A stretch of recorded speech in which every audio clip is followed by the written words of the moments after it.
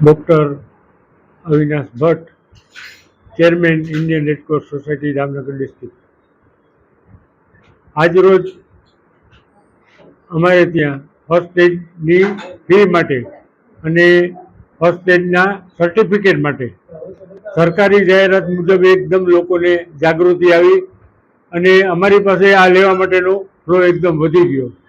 હવે રેડક્રોસની મર્યાદા છે કે અમે લિમિટેડ લોકોને ટ્રેનિંગ આપી શકીએ.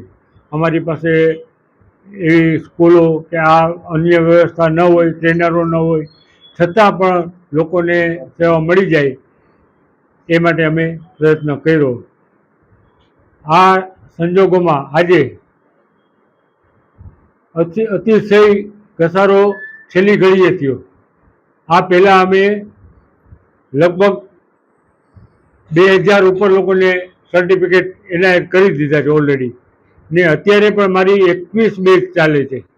2-2 કલાકની બેચ હોય તો એક જ સ્કૂલમાં રોજના 4 ક્લાસ 2-2 કલાકના કરી ને એ લોકોની સહાયથી અમે આટલું કરી શક્યા છીએ. ના, આજે પેપર લેવાનું નહોતું.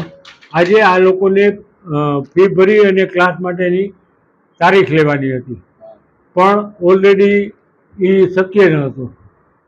કારણ કે આ પહેલાં જેટલા લીધી હતી એ લોકોની ફી લેવાઈ ગઈ હતી.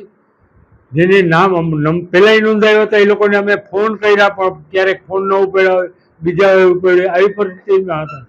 બીજું, અમુક ભૂતકાળમાં જેને ટ્રેનિંગ લીધી છે એ લોકોએ રિન્યૂ ન કરાવ્યા હોય, એને ફરીથી ટ્રેનિંગ લેવાનો નિયમ છે.